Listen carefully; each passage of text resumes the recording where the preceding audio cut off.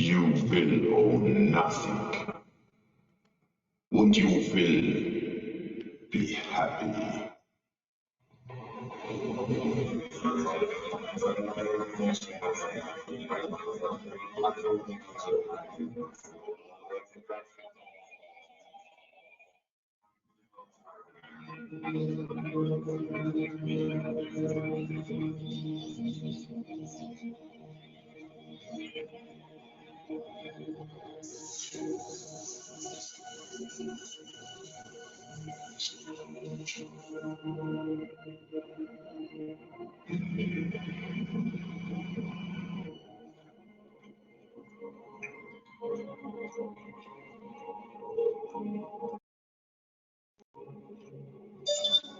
Warning.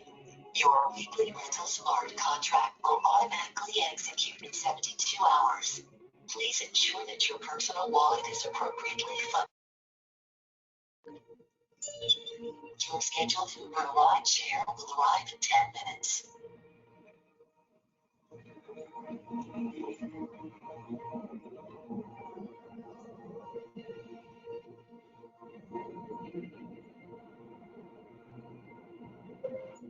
Now arriving at your destination. 我们现在到达您的目的地。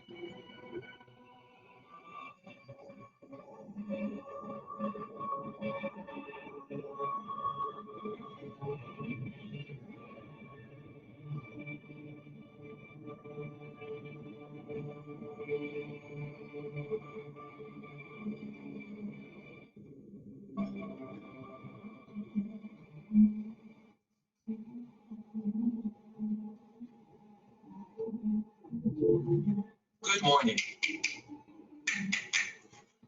Waging number 22177? New transfer? Yes. Good. Look up.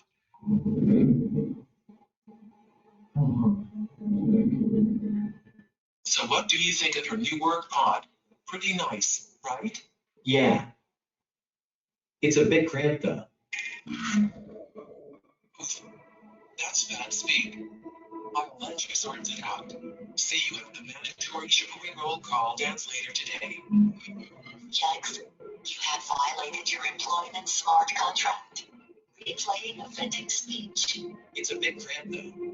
This statement is in direct contradiction with the verified Snopes fact that Open Office 2.0 work pods are comfortably spacious, combining the safety of closed cubicles with the communal spirit of open office environments. You have been deducted 20 good boy tokens from your weekly income. Warning. Protected weekly income is insufficient to meet your weekly rental payment. Please ensure that your wallet is appropriately funded within the next 68 hours.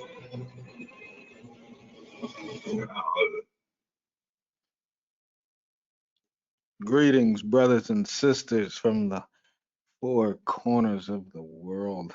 I pray that y'all are doing well. All right. For today's lesson, as we wait, episode 4. This one is called Dead End. Now, if you haven't realized in the past 4+ years, everything has been aligned to the programming of, most of the people in the world aligning to the ways of Satan. We've been seeing that for the past, per se, maybe 2 years, 2.5 years, where sides have been chosen, and people are even slowly choosing them now.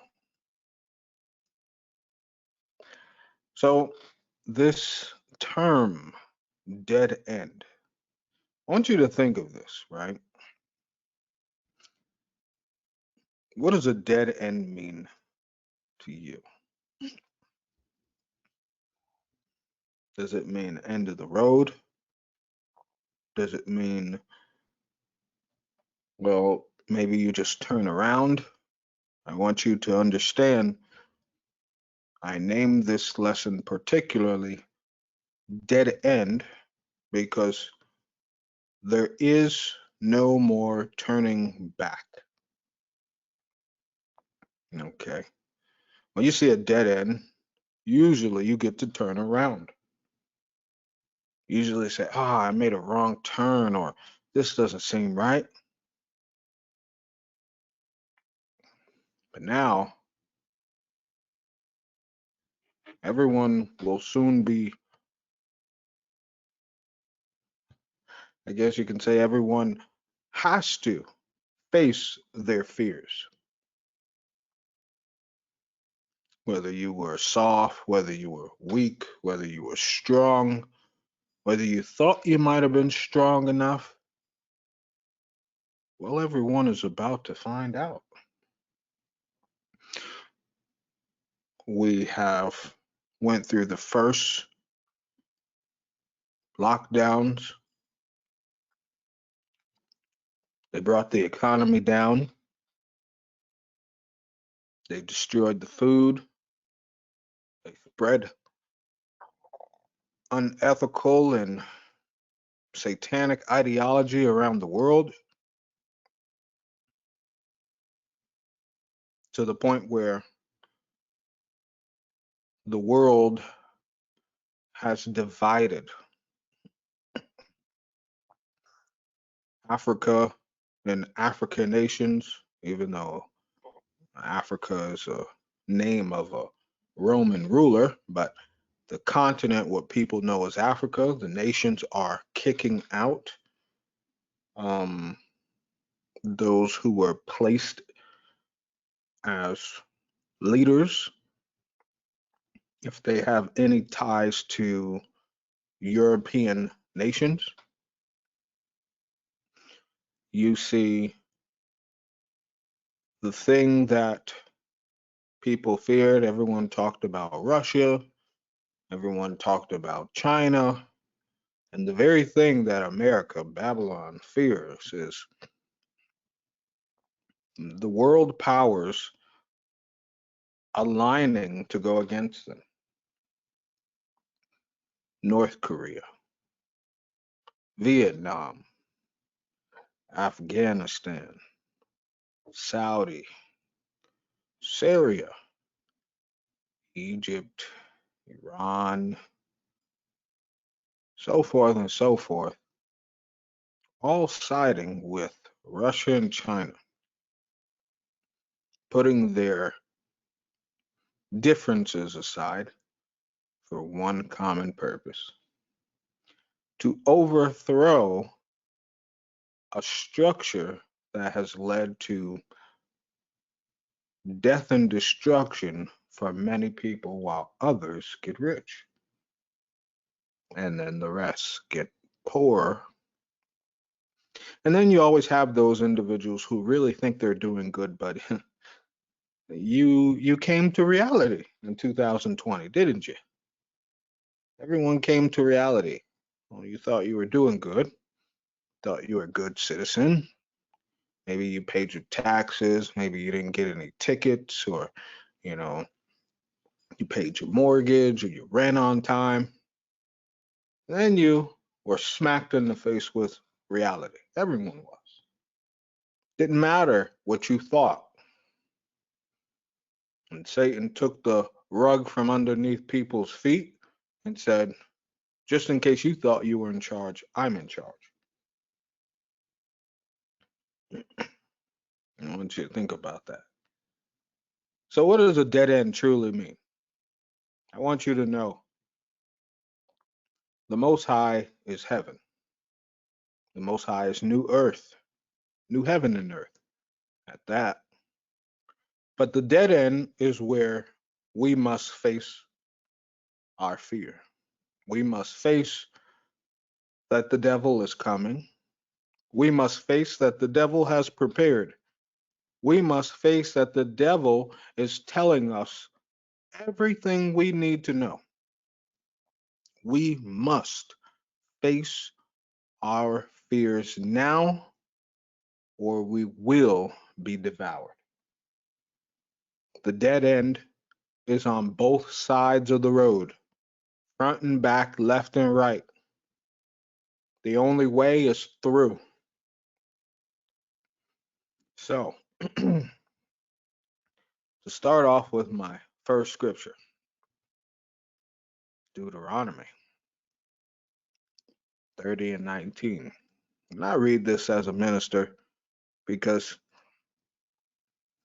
you know, today I was finishing up one lesson, and then the Most High, placed upon me and said, "Hey, no, I want you to share this." Came, I just came like boom, just like that. Just not even an hour it took. Okay. So Deuteronomy 30 and 19 reads, "I call heaven and earth to record this day against you. I have set before you life and death, blessing and cursing. Therefore, choose life that both thou and thy seed may live." Now, let's check out this word record. Okay. So I want everyone to know, and every single minister, every single teacher should always say this, just so brothers and sisters are aware that you are held responsible for your own decision making. Us ministers, we tell the people we're called watchmen for a reason.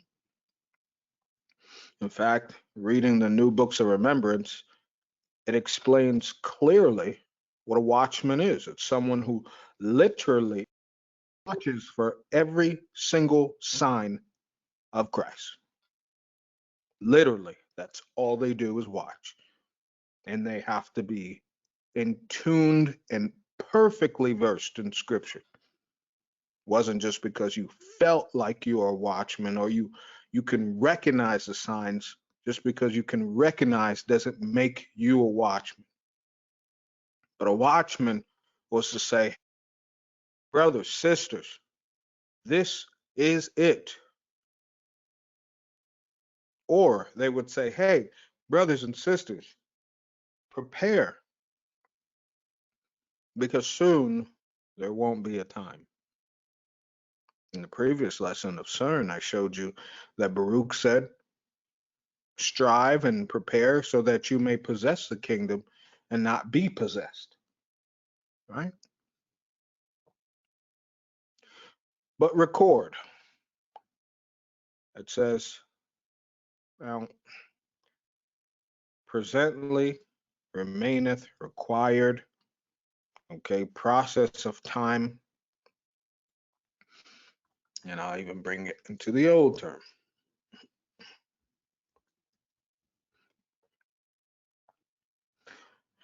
Now, record, I call heaven and earth to record this day against you, means to repeat, to reiterate. For those of you who have listened to me for a while, I use some of the same scriptures sometimes to keep on reiterating that the time is nigh, right? Not all scriptures are the same, but there's a few I really want to make sure that people pay attention to. So, record, to tell someone, to repeat, to recite, to make known, to call to mind, to think over, to be mindful of. So, as we're going through this lesson, like I said, I want you to be mindful of and think over that the dead end we are all staring at right now. Spiritually, we're staring at the dead end. And soon, physically, we will do so. Now, my question for you, brothers and sisters, is what have you done to prepare yourself for everything that everyone's talking about? Well, not everyone, but the basic things, the blackouts and the lockdowns. What have you done? 1 Peter chapter 5, verse 8 reads, "Be sober, and be vigilant, because your adversary, the devil, as a roaring lion, walketh about, seeking whom he may devour." Now I'm going to ask you, will you be devoured, or will you be ready to fight? Think about that.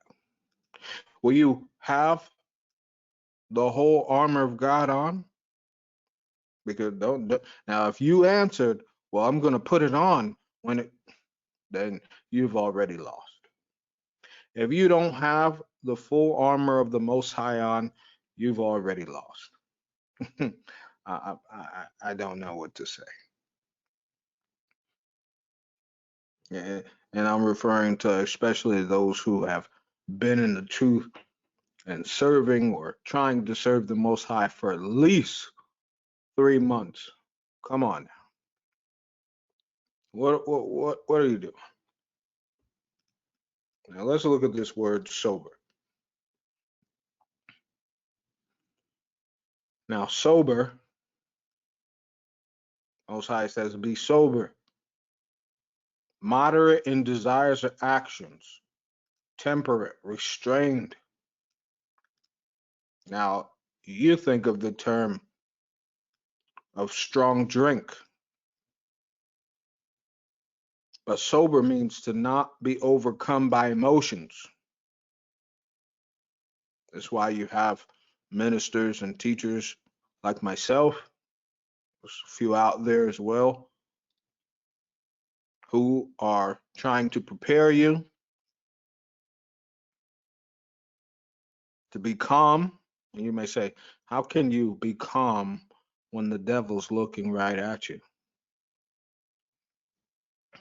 Remember who made the devil. Remember his name first was Lucifer. Yes? And then he fell and became the devil. I want you to understand that. Lucifer was a name of high status.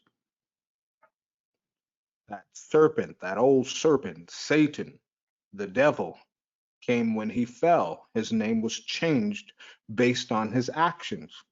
He has no power over anything but evil. Right? But who has the greater power? It's the Most High. And scripture tells us, don't fear who can take the body, but who can place your soul in a place of eternity, right? Bible also tells us that we would see the devil and we'd say, this is the guy that brought down the world. So we're to be sober. We're to be not overcome with emotions, not all riled up, not all sensitive. Now, that goes to say, when you understand your role, of course, we're going to cry, seeing people die, seeing people tortured, all kinds of stuff. Those are normal emotions. But still, those who will endure until the end will be able to hold it all together. I want you to understand that. Ain't nothing wrong with crying. We're going to all comfort each other at one point in time. And I know it's going to be crazy because think about it. How can crying people comfort crying people? Everyone's going to cry. Everyone's going to lose someone. Everyone's going to lose a family. I'm talking an entire family. Not talking about one person, two people. I'm talking about lineages, a family, people you've had memories with. It's coming. And then the Most High says to be vigilant. Now look at that word. So, I'm gonna go back to this. Sober meant to be not overcome with emotions, and then vigilant meant to watch, keep awake, be watchful. So you were to not get emotional when you see the devil making moves. You were supposed to watch him so he's not watching you. You see, the devil is a dirty person. He wants to devour those who aren't paying attention. Do you recognize that? The devil will only strike what he claims is weak.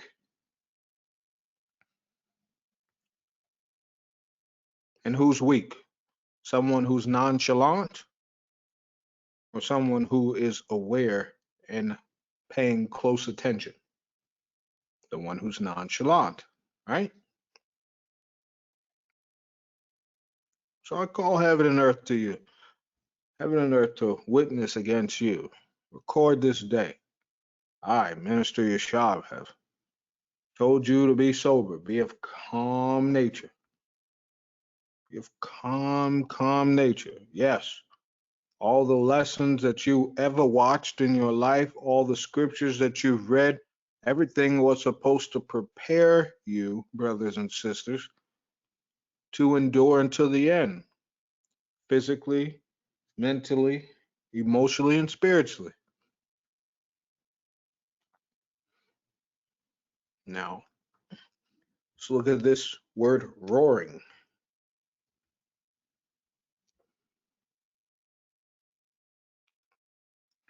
Root word roar.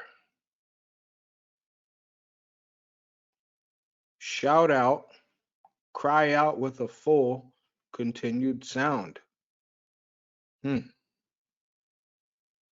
Like a beast. Now, and then it says characterized by noise or disturbance. Excuse me. So Satan would also try and cause disturbances, distractions. I always told my in-person congregants, take your right hand and your left hand, right? You're supposed to look at the right hand. Satan is scratching his hand at the left, doing all kinds of things, clapping, snapping, shouting, all kinds of things to get your attention. You're supposed to focus on what the Most High said. Most High said, watch the devil, but serve the Most High. Christ said, be wise as a serpent, but harmless as a dove, right? You're supposed to still be aware, but not get overtaken with emotions, right? And I know you're saying, well, what is he talking about? I have videos for you. When I shared them, and I share the plans of Satan, you will understand fully.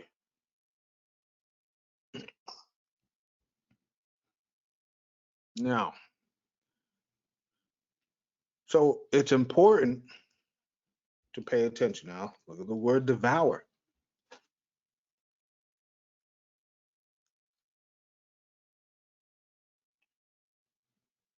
To eat up entirely, to engulf, to swallow. Now, you ever saw how like jaguars, pounce on the gazelles or the antelopes and things like that? They jump on them and they put their sharp claws right in them, right? To the point where it's holding their body down. And it's game over from there. Understand, Satan will not attack unless he can make wounds first. And you say, what? Because he doesn't want to kill, he wants to swallow. Okay, you think of when snakes go and swallow people alive or animals. It's a slow process, right? They just can't open up this mouth and swallow them full, right? It's a process. Now I'm going to ask you, brothers and sisters, can you recognize if one of your legs or arm is in the mouth of the beast? Can you? And I'm saying this as a warning because there's people out there who don't understand. It says he wants to eat you up entirely. Think of when we eat dinner, when we eat lunch or breakfast or whatever. You have a plate of food. Do you just open your mouth and then pour the whole thing in the mouth? You take bites, right? You take bites at a time, right? Maybe you cut up with your knife, right? You know, little vegetables here, little rice there, whatever, right? So in order to eat you up entirely, Satan must study you. Think about that now. That's why Christ said, be wise as a serpent. That means understand that if you do not study your enemy, he is gladfully studying you. That's why Satan knows and the fallen angels know the temptations that bother people, right? They understand our weak nature as part of the flesh, right? That means they studied us. So, with that being said, they've studied the world. They know that family is everything to people. They know that tradition is everything to people. They know that finances is everything to people. So Satan was going to come with a system to put people at odds in all of those things. Well, how am I supposed to live if I give up? Right? And then the fighting comes. 2 Thessalonians chapter 2.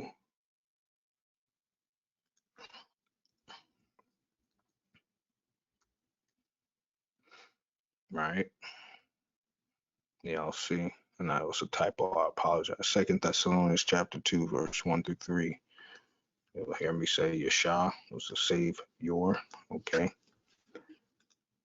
Now we beseech you, brethren, by coming of our Lord Yeshua Christ, and by our gathering together unto him, that ye be not soon shaken in mind, or be troubled, neither by spirit, nor by word, nor by letter, as from us, as that the day of Christ is at hand. Now, look what was said to us. Do not be shaken in mind. So that goes to say just what I shared is true. You must be calm, emotionally calm. I know, brothers and sisters, I know. I know it's hard. I know. But we must do this. Okay, we must. Now, understand this word shaken. Look what it says: to waver, to agitate, to topple, to disturb. Okay. Now, in respects to verse 3, it's referring to waver. You see churches now all over the world. They said the UK is 75% of the priests and pastors there say that Europe is no longer a Christian nation. They said in England, it says that most of the churches of England priests fully support gay marriages. The falling away. The falling away. Come on now. I mean, it's all over. It's all over. They say in the US, prosperity gospel is on the rise. And I'm just wondering, not the pastors, because they demons, but how ignorant and stupid can you be to sit there and say you're going to sit there and entertain prosperity in times like this? Who's prospering? It's foolish. Who is prospering? And are you that ignorant to think that you're different from anyone else? That you, little old you, are going to prosper over millions and billions of people when this is all over? This is the falling away. This is the wavering. This is the I don't want to read scripture. This is the don't tell me the truth, lie to me. Tell me sweet lies, right? This is that. It says to agitate. I want you to think of this, right?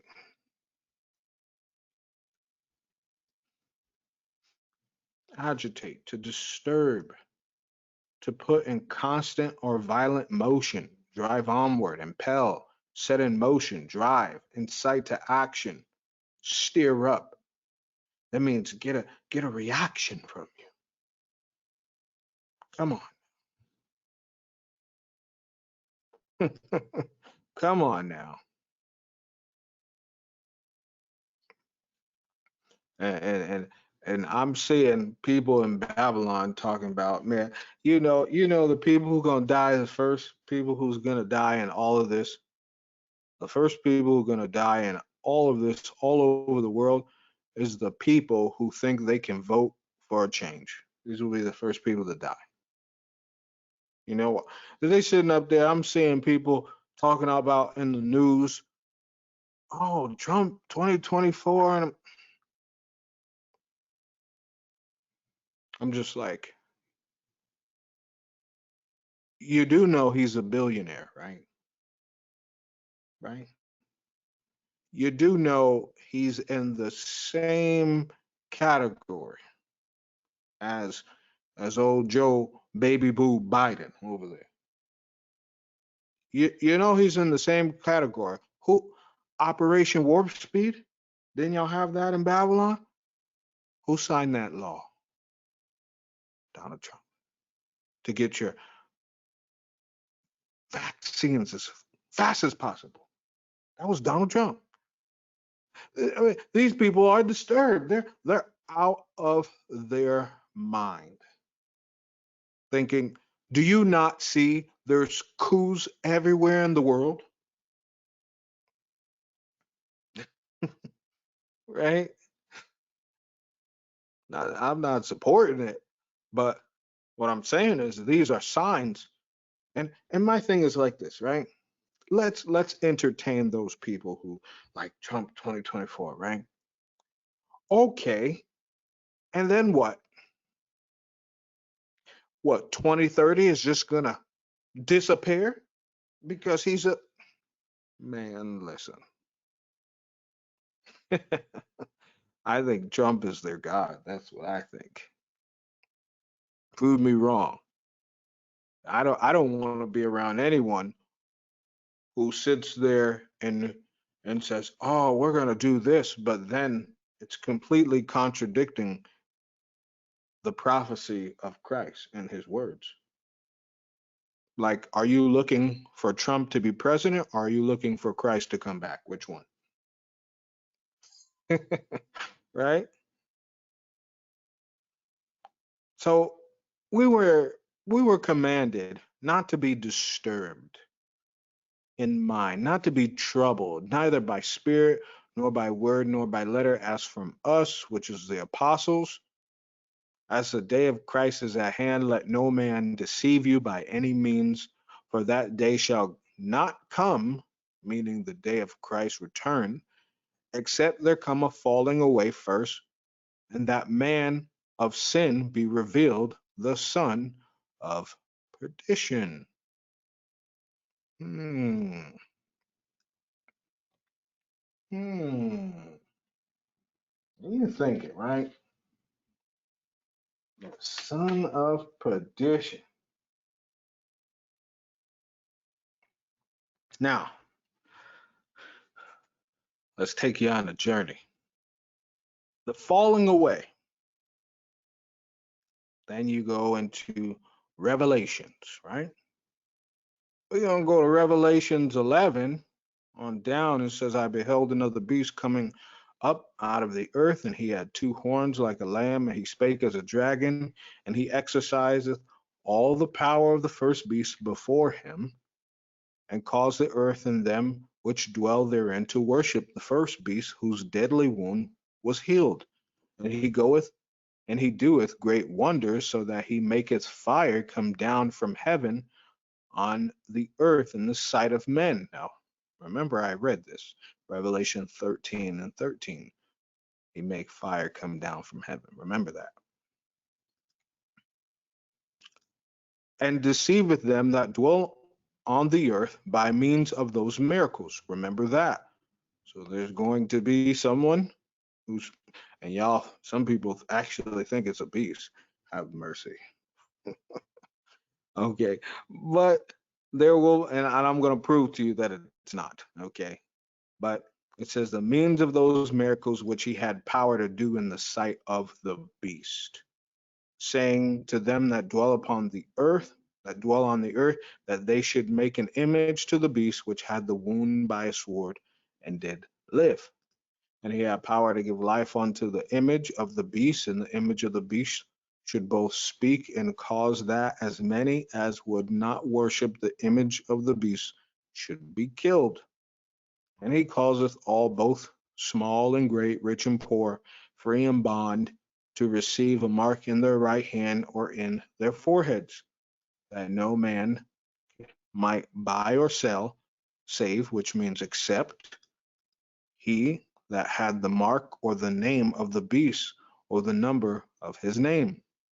Here is wisdom. Let him that hath understanding count the number of the beast, for it is the number of a man, and his number is 666.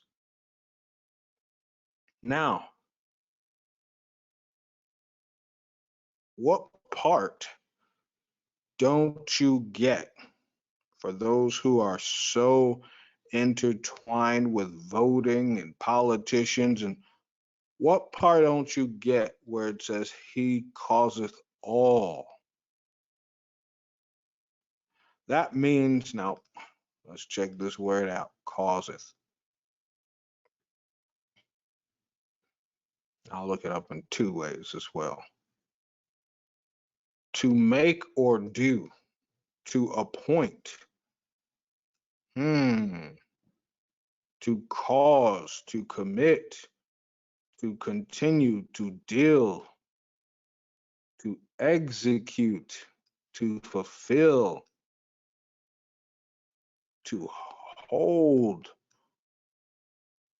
make, ordain, perform, provide. So that also meant that the devil was going to provide the right environment so that it can be forced on everyone.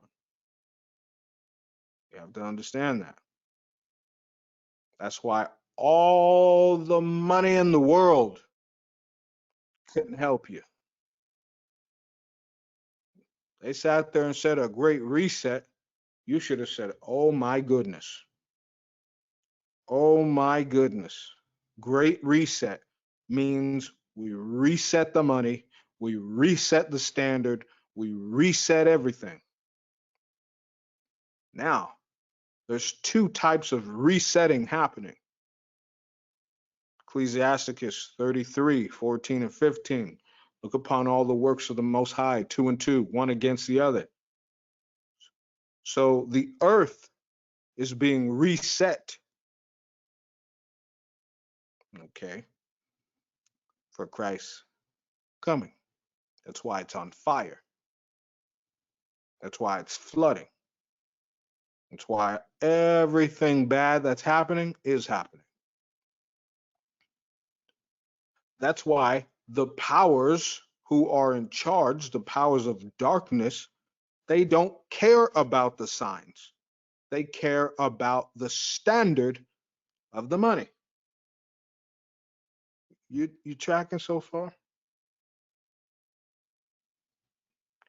Now, let's look at this word causeth or cause. We'll go right to cause. Now look what it says. Produce an effect. Cause, a reason. You see that? A reason. They would create a reason for you to have to get it. So if you're intertwined with anything,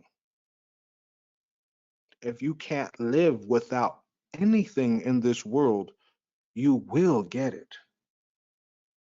Yes, I said, if you can't live without anything, you will get it. But for those who know that they only live by the words of the Most High, they will be the ones who endure to the end. If you understand that and you believe that with all your heart, you will have no problems. The Most High will do what He said He's going to do. It's just up to you and me, brothers and sisters, to do what we got to do, right? Do on our end. So, all in all, Mark of the Beast, it's already here. I already showed you in the previous lesson, right? It's already here. So, you may ask, well, how does all this come into play? Right. Well, let's do this. Let's start with 3 months ago. Fair use, Australia. Now, a story that has got a lot of traction in the UK, but not nearly enough traction here in Australia, is to do with the World Health Organization. Now, you will have seen various scare stories about, oh, there's a new pandemic coming, the next one's going to be worse, this sort of stuff. You will have read it. Now, mind you, this was 3 months ago. 3 months ago. 25 May 2023. That. What you won't have read much about is how the World Health Organization, I've warned you about this many, many times before on this show, are desperate to have some kind of global pandemic treaty whereby it would be the World Health Organization who says to separate countries, now there's a dispute about what powers they would have, and Scott Morrison said, oh, no, don't worry, it would never get this bad. But at its worst, the reality is, or the fear is, that the World Health Organization will have the powers to be able to say such and such a state or such and such a nation or country or whatever is in a pandemic situation and must be locked down, even if that entity said, no, we're not, or disputes it. That's the fear of how bad it could be. There's dispute about whether that... Now think about it now. What would they do? Let's say, let's use a state in Babylon. Let's say, for example, New York. They said they found COVID in the wastewaters, right? The new strand, right? Let's say the people like, nah, forget that. we not doing this again. Well, I would almost think that they would secure United Nations first. So United Nations is in New York City, so they're gonna lock it all down with none other but World Health Organization soldiers who would be then controlling United Nations soldiers. So all they would do is just take their UN soldiers and barricade the whole city. They could do that to a state too. They could do the same to California. I mean, if you want water, where else you going? Right? You block all the highways, right? Block all the bridges. Where you going? It's too easy. And in Babylon, they made all the highways, on the side, they made all the walls high. So you ain't climbing up, right? What the agenda will be. But in the UK, MPs within the government are now getting very twitchy about what they see as the World Health Organization taking powers on a global scale to impose pandemics at will. This is a really serious story, and it will only stop if Australian voters speak up very loudly and very clearly on chat shows and radio shows and so on. Now, I ain't worried about the whole voting and all that. We know that. Hey, someone tell these people it's gonna happen whether you like it or not. It's a minister's job, teacher's job of the Most High to tell you, brace yourself for impact. This is the dead end. You ain't running from it. Do not want a World Health Organization global pandemic treaty. And Rowan, I think the thing here, you were right to couch this in an awful lot of sort of cautious language because, of course, there can be extremism, but there's also, a saying that goes around that says, today's conspiracy theories are tomorrow's coming attractions. One of the things that really needs to be noted about the pandemic, too, is that so many of the jurisdictions that did best are the ones that did not follow the official narrative, the official advice. I'm thinking of Florida, I'm thinking of Sweden. So the idea that you would have this sort of, I don't know, called well, you don't want to say world government because that would be all conspiracy theory, but this world body telling governments how to manage their pandemics, when in fact that world body fell and tumbled for the Wuhan model of containment and eradication, causing untold misery around the globe. I think people should be very, very wary about.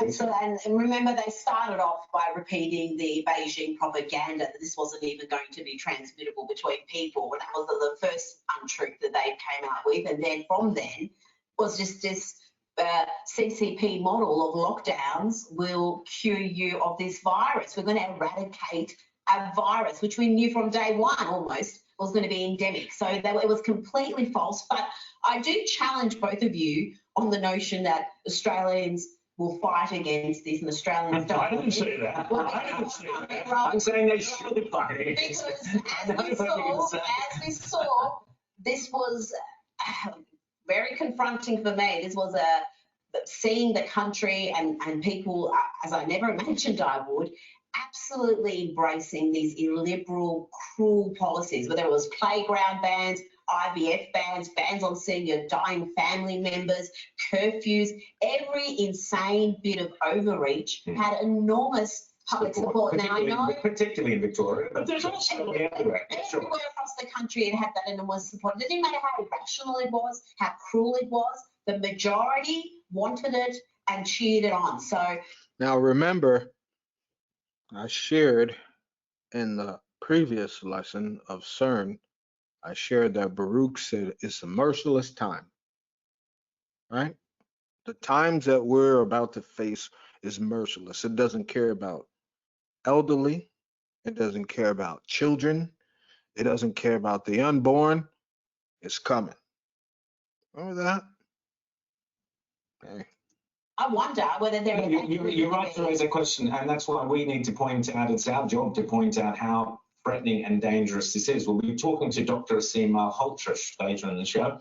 Make sure you watch that. He's got questions around vaccines. But the question of let me just make a point about the global pandemic. We raised this on this program last year at the time of the election, just before the election. The Spectator Australia ran an exclusive saying that the Morrison government was going to sign up to the global pandemic treaty. Every May, the World Health Organization gets together, they all sit round, we send people over there, they all sit around and sign bits of paper. We've got no idea what they're signing us up to. Morrison came out and said, absolutely, that's nonsense. The story's not true. It'll never happen. It'll never happen. The reality is the Australian government, whether it's Morrison or Albanese or anyone else, sends bureaucrats over to these meetings. They all sit around. We don't know what they sign us up to. And the fear is, and James is right, I do couch it because we've got to know, we don't know. That's the problem. We don't know what they are signing us up to. And the reality is the World Health Organization made it crystal clear, James, that they want that ability to have a global pandemic treaty. Well, and the thing here that underlies this, and so many things that we need to be vigilant about, and what people need to be vigilant about, but they get... There goes that word now. And now you're starting to hear the Most High's words coming out through people. Called conspiracy theories and whack jobs and things like that. The fundamental idea behind all of this is this idea that freedom is somehow the problem. And this is the... Hey, if you read the books of remembrance, you know Satan hates freedom. He hates it. Issue with so many of the issues that we face, whether it's the pandemic, whether it's the climate crisis, if you want to say that in quotes, whatever the issue is, people having too much freedom is the thing that annoys the regulators. And we're going to see this. We saw the Climate Council this week come out and say that, well, to fight the climate thing, not only do we need to all move to EVs, but we need to own half as many cars, and take half as many car trips. We need to take trips according to the public transport schedule.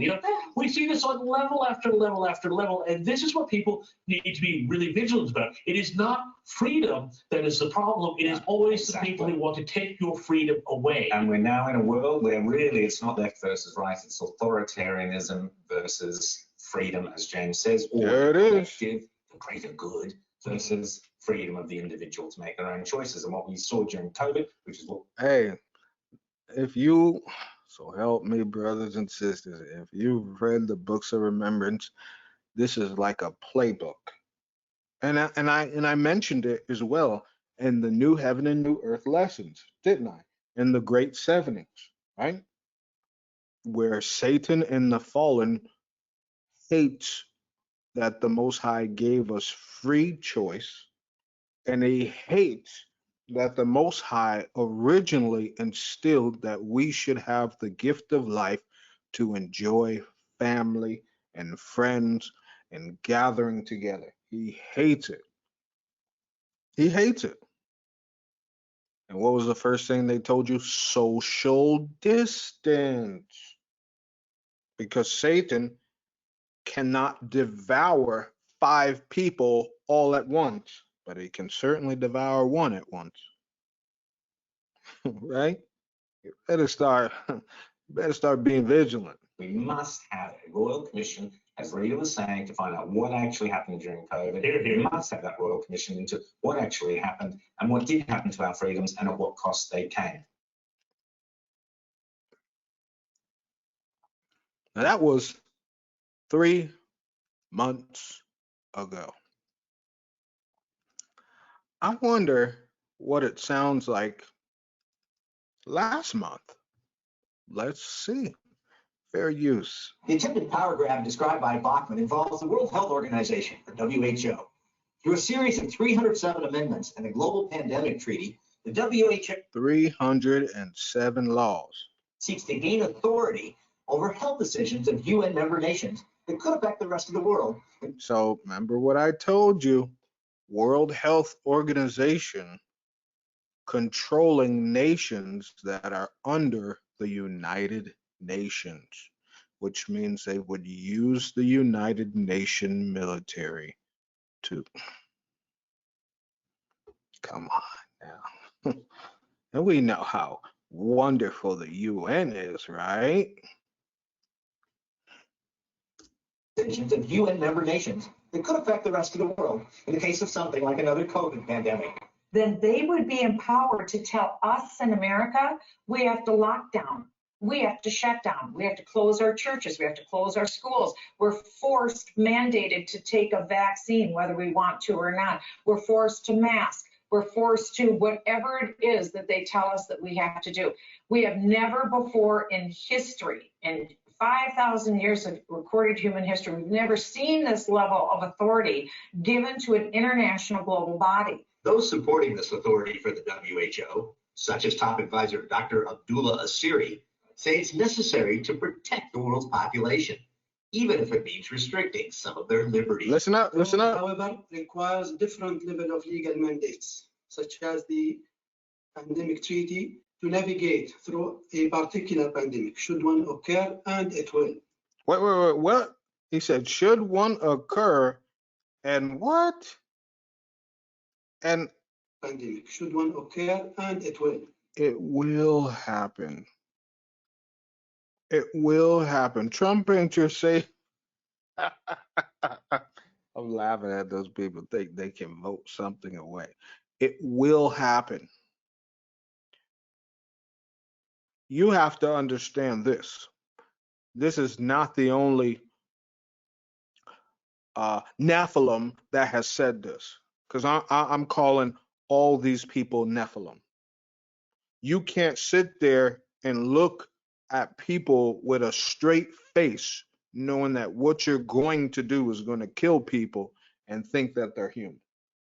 Ain't no way. Ain't no way. They may look like flesh and blood, but I know.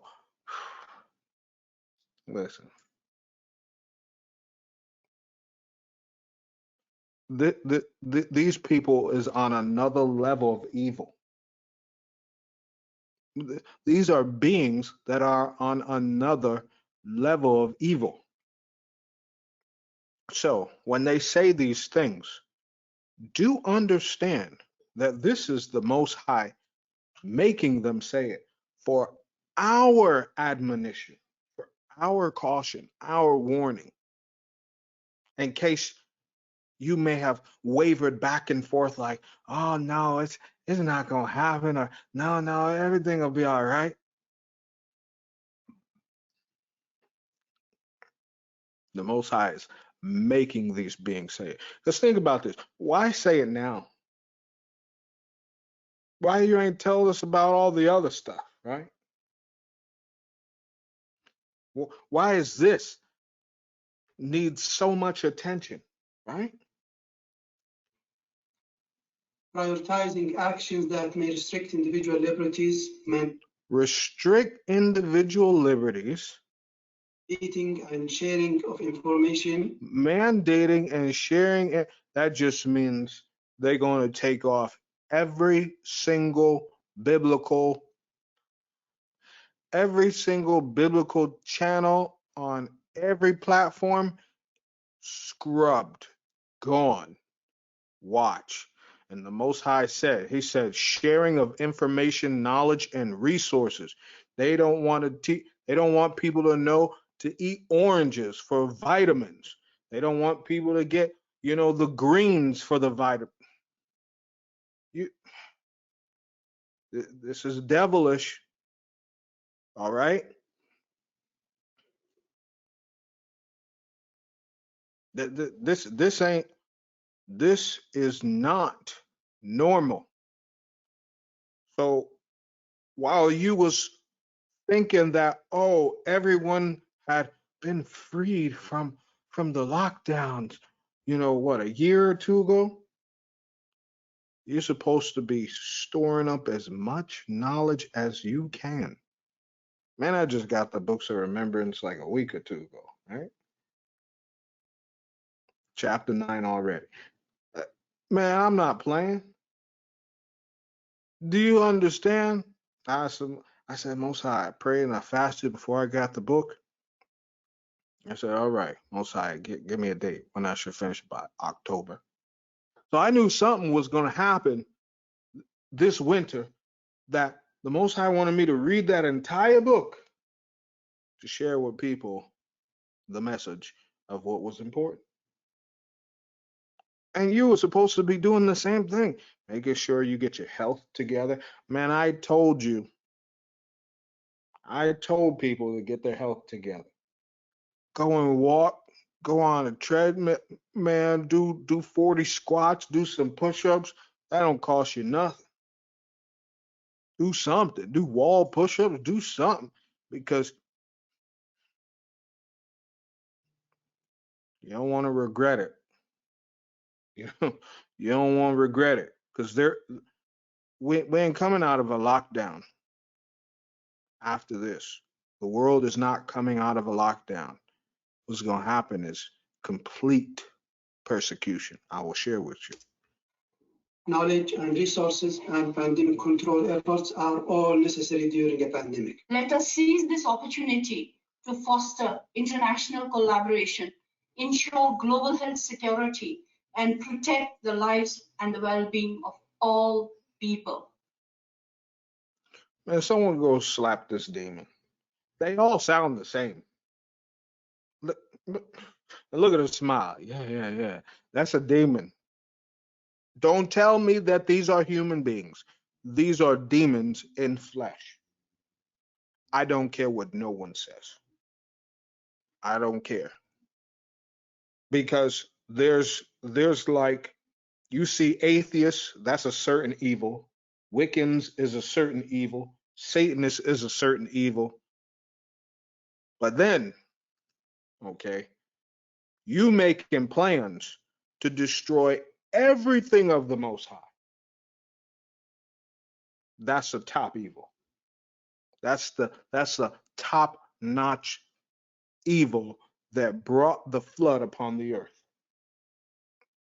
And why isn't there no one saying? Everyone was like, "Oh, science is good." Man, science is the reason the world is the way it is. Science is destroying the world. Prove me wrong. Chemicals in your food, science. Chemicals in your water, science. Vaccinations, flu shots, science.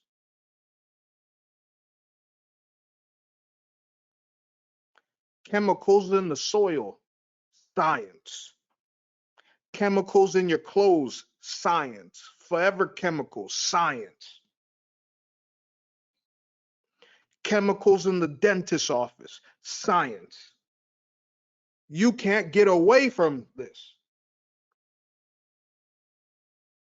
Science is of the devil, and science is the reason the world is destroyed.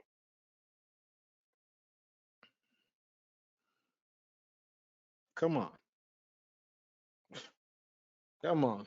CERN, science. They got surgeries. Men is getting surgeries now to extend their height by stretching, by breaking their bones and stretch. That's science.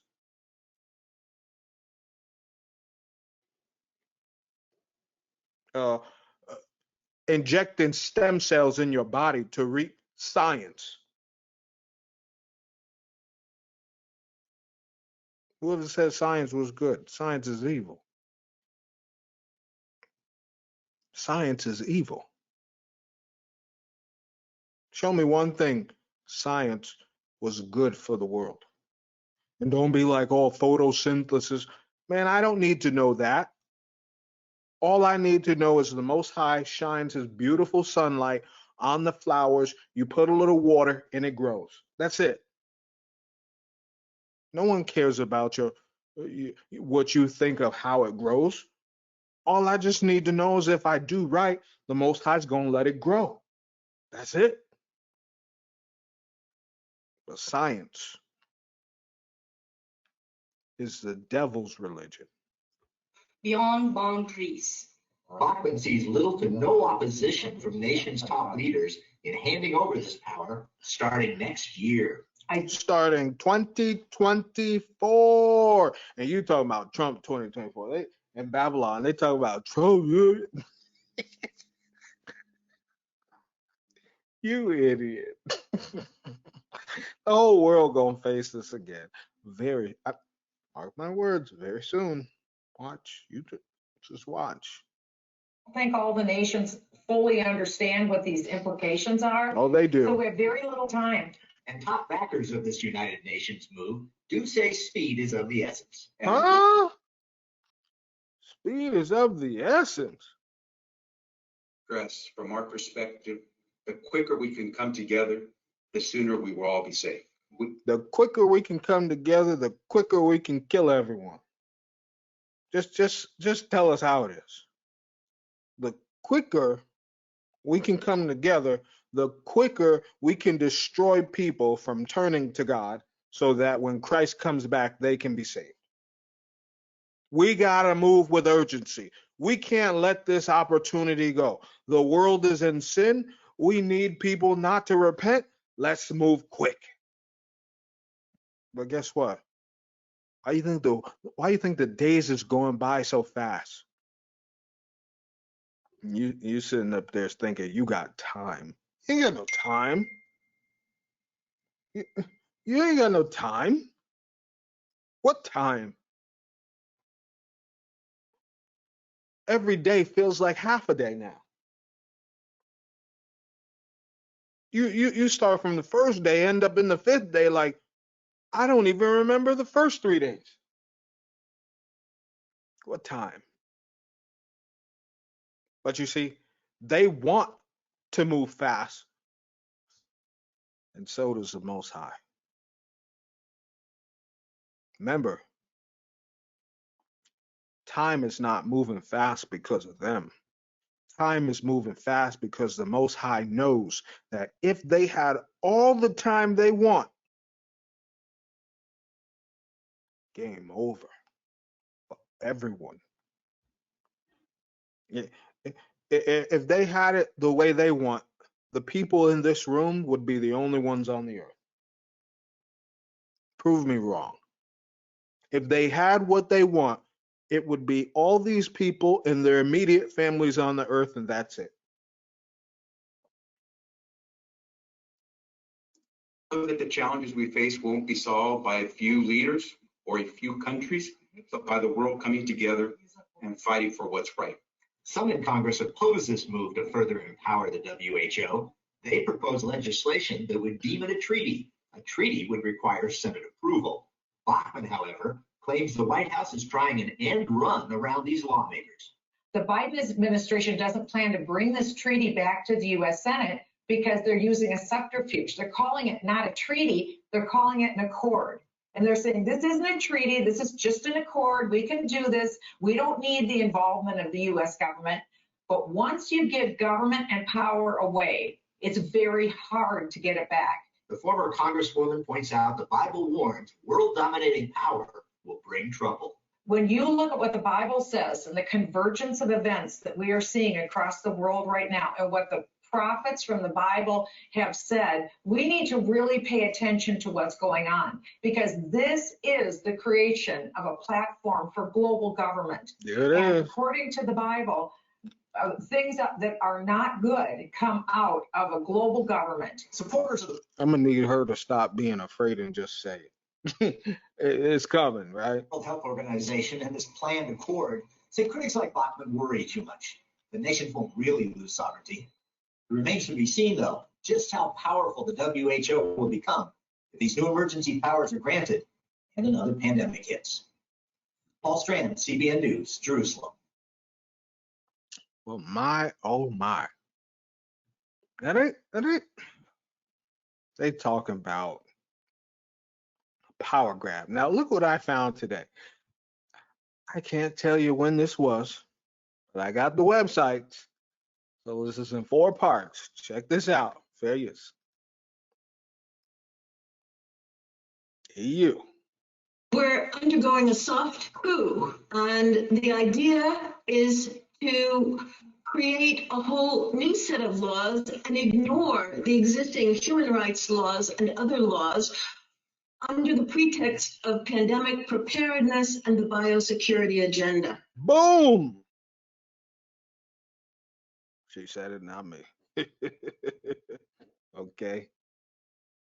Forget they're gonna toss all the old laws out.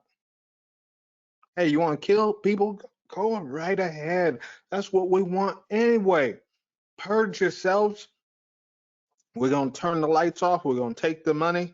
No, kill yourself. Okay, we'll maybe restore things back in a few months or so. By time, maybe a couple billion people should be dead anyway, right? Yeah, we're just gonna throw out all the laws. No more. Nothing about, ignore all existing human rights laws. Now, remember, human rights is like trafficking, rape, prostitution. All these things are part of human rights. They're supposed to be protecting these people and looking for these people. So you're telling me that I'm not saying it's going to get bad. I'm saying everything that the bottomless pit wants is going to be right in front of our face. This is why I called it a dead end. You can't run. You can't run. Rights laws and other laws under the pretext of pandemic preparedness and the biosecurity agenda. And biosecurity. Scan your eye, scan your palm. That's biosecurity. Aren't we there? 70 countries at least are involved with this, 50 supported by the US. No. The scriptures say every country is not going to do this. Okay. There may be pockets in countries, provinces and regions and different things like that. But every country is not going to go full scale. There will be division. Trust me when I say it. So there is room to move around, but it won't be in a vehicle. It'll be on your foot. That's why I told you, brothers and sisters, start preparing physically. And the justification requires you to believe that pandemics are common and that they're caused by humans. So they go. So we're the reason for everything. So you speaking like this, you can't be a human. I told you, speaking like this, you can't be one of us. You cannot be a creation of the Most High. Ain't no way. Caused by humans, so what are you? Y'all thought I was crazy for saying it. Catching spillover. Sorry about that. Catching diseases from animals, from what they call spillover. And Fauci and Daszak have pushed this idea continuously over the last 3 years. And who is going along with this? Basically, all the major multinational organizations, as well as all our health authorities. Yeah, I don't want to hear nothing from science. Science, and more science. It's a problem.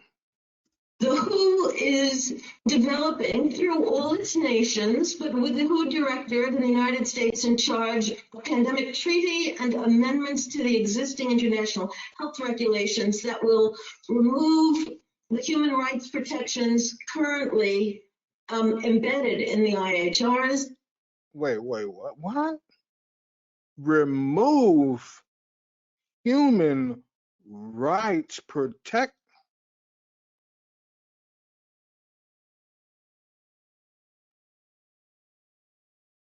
All I'm thinking about is poor people who get kidnapped in traffic. That's going to mean nothing to these people. That's going to be nothing. Slavery is going to be nothing.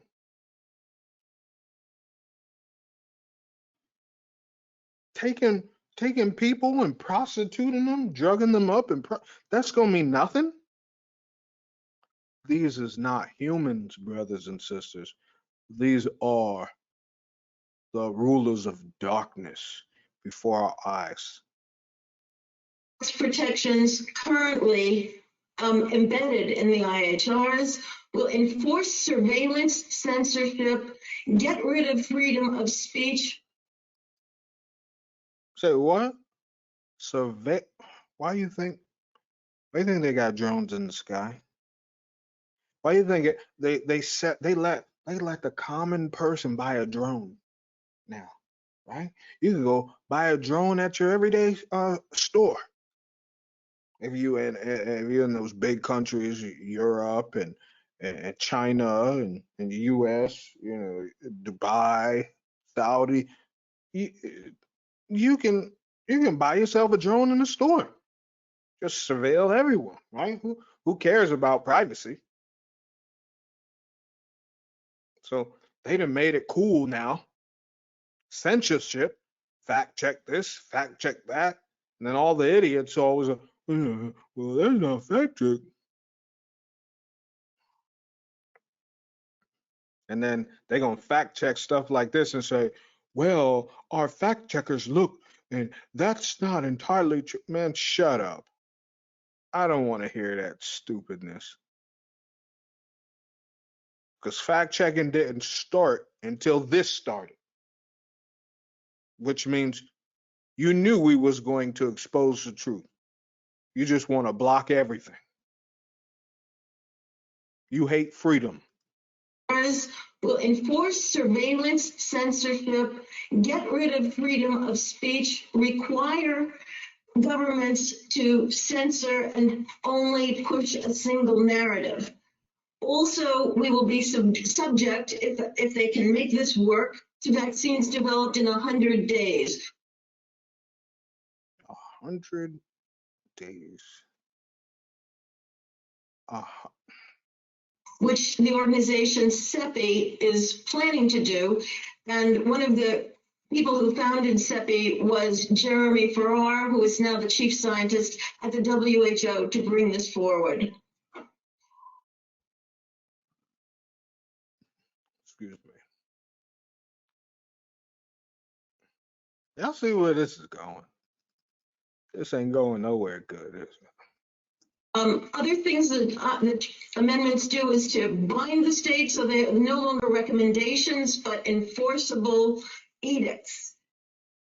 No longer recommendations, but enforceable. Wait a minute, woman. I mean, demon. Enforceable. Let me see this word enforceable for all of those who keep thinking that they're gonna recommend it this time around. Well, it says enforce means to drive by physical force, try, attempt, fortify, strengthen a place. That means they would strengthen their system before they push it on you.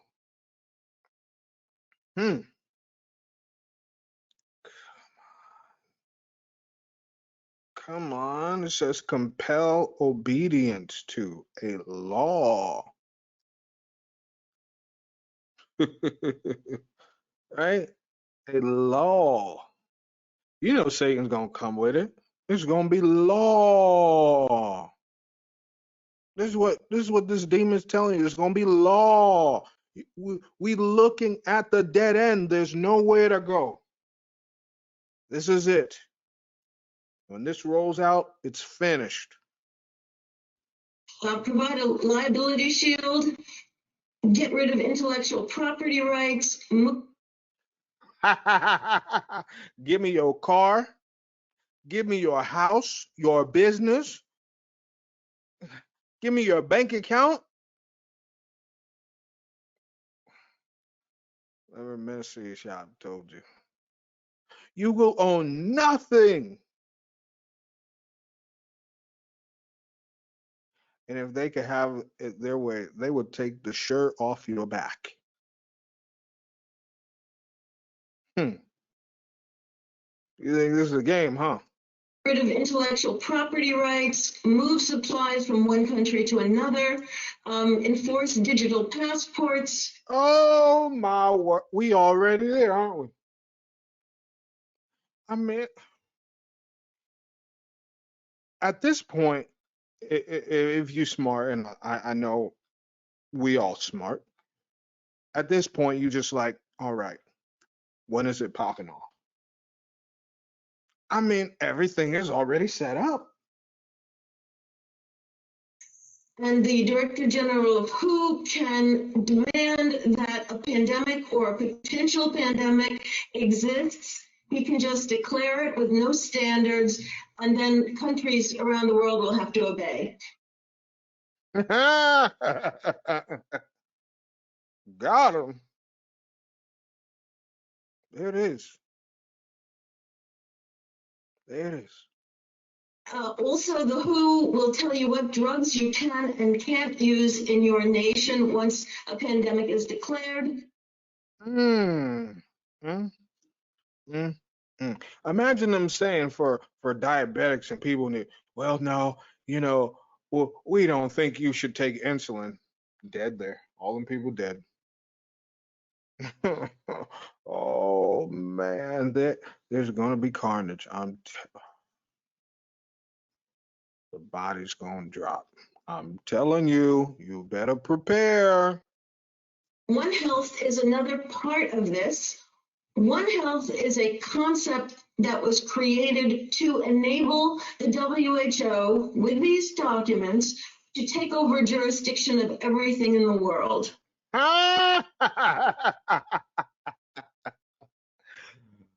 It's over. You think you buying something? You ain't living your best life, big dummy. Are you crazy? You ain't a baller. You. What did I say? You ain't built like that. He's falling. He's falling like, yeah, it's our turn to play ball. You should have served the Most High, but since you didn't, we're gonna ruin your life even more.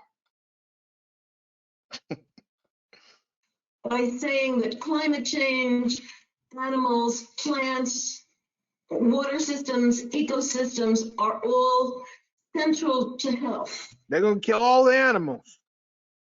They want to kill all the animals. Also embedded in this concept is a peculiar notion that humans are no longer of greater value than animals. So, well, better yet, save the animals, kill the people. You still think these are people? We'll play one back one more time.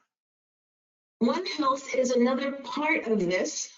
One Health is a concept that was created to enable the WHO with these documents to take over jurisdiction of everything in the world by saying that climate change, animals, plants, water systems, ecosystems are all central to health.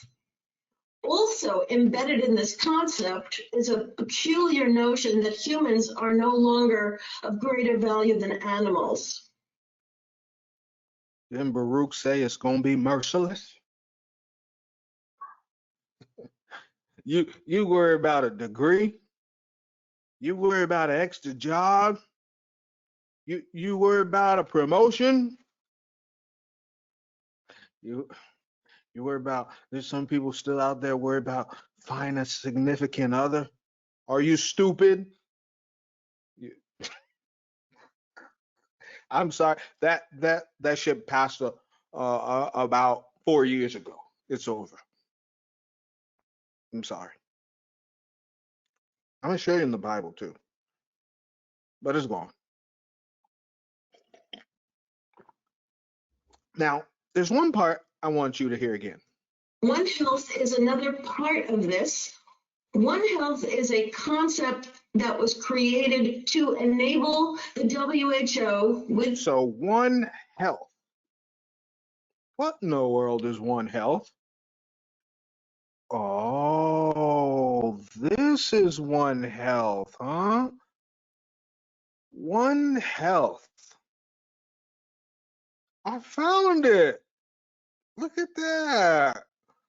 My, oh my. Look, I found it. I found you. I ain't gonna read the whole thing, but I'll scroll through it for you. Look. One Health, One World Money, One Health, right? Now look, right? The bottom it says the panel will also have a role in investigating the impact of human activity on the environment. The impact of human activity on the environment and world wildlife habitats. So they're going to say that people are the problem. And how this drives disease threat. Now, they're not going to say animals cause the diseases. Human activity causes diseases.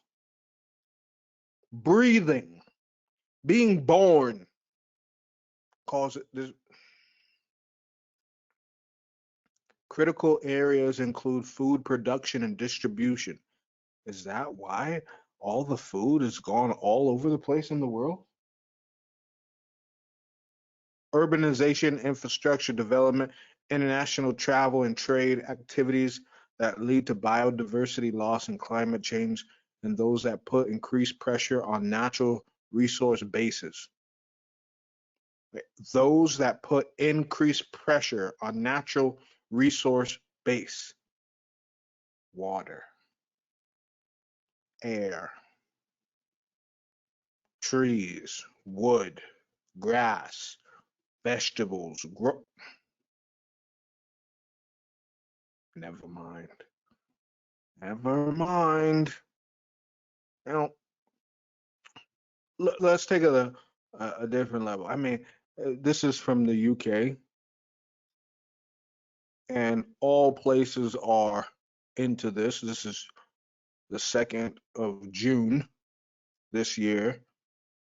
They was all what? Negotiating a treaty of pandemic preparedness. It's over. You want to know how I know it's over? Look at all the countries. All countries are which are members of United Nations may become members of WHO by accepting its constitution. Other countries may be admitted as members when their application has been approved by a simple majority vote of the World Health Assembly. Territories which are not responsible for the conduct of their international relations may be admitted as associate members upon application made on their behalf by the member or other authority responsible for international relations. Members of WHO are grouped according to regional distribution. 194 member states. Look at this. Afghanistan, Albania, Algeria, Andorra, Angola, Antigua, Barbuda, Argentina, Armenia, Australia. Oh, I mean, the list goes on.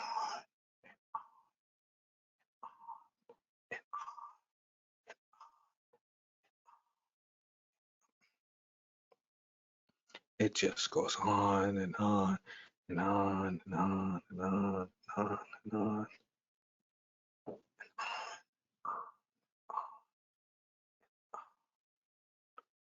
I mean, it just stop.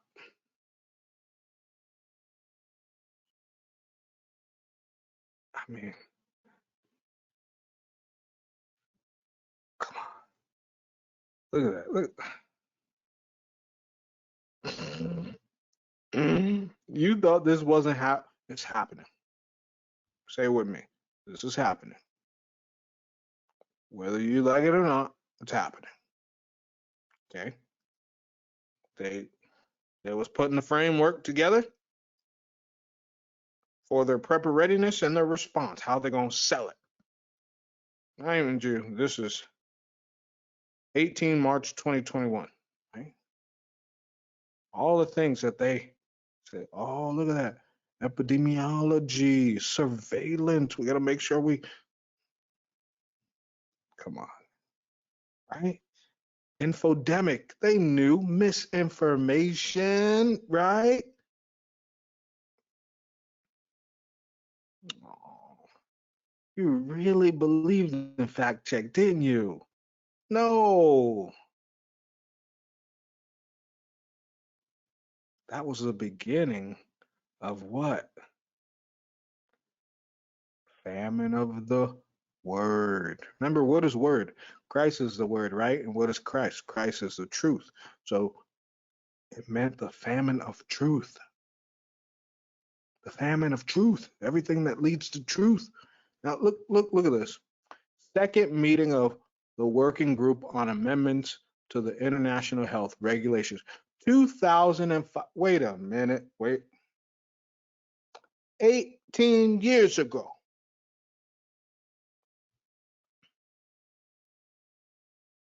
18 years ago? They've been planning for 18 years? What you been doing for 18 years? Huh? What you been doing? 18 years. Now look at this. Look, you seeing all these countries, right? You know what this is? These are already signed countries saying what they will do. Equal distribution. Each party should undertake exchange of information. Testing. 2005. 2005. To redefine blank and blank tools. 2005. Effectiveness of jibs. Right? 2005. Sealed. And now 2022. Someone was late to the party, I guess. Bangladesh. They got their signature too. Why not? Permanent mission of Bangladesh. Let's do it, right? 2022. So they had 17 years. They had this constructed, and then they're going to sign it in 2022. We ain't stupid. You just doing this because it's public knowledge. Because the children of the Most High, we would expose this. Look at this. Standing recommendation means advice issued by who for specific ongoing public health risk. Come on now. Brazil. Look at that. Everywhere. It's a permanent mission. Respectfully request the Director General of WHO to communicate proposed amendments to all state parties in accordance with decision. Come on. I mean, this thing just keep going. Czech Republic. And then it says, yours faithfully. Look, they sick, man. Yours faithfully. Like, yes, we will do this faithfully. You know how we serve the Most High faithfully? They're going to do this faithfully. They're going to kill us all faithfully. No problem. No problem. We'll do this. You know, we keep bickering and we hate each other all the time, but, you know, we got to get together for the common good. Kill all of the Most High's creation. That's what they want. Animals.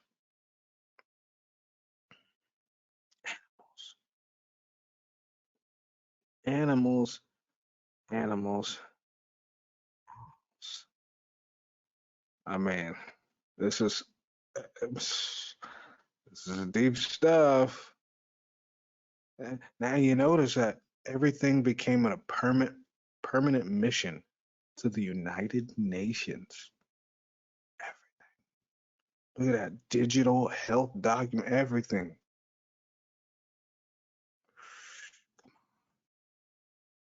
Now, mind you, this was just this time around last year, supposedly, right? Which means it's happening. It will happen. Say it with me. This is happening. Breathe in, breathe out. It's happening.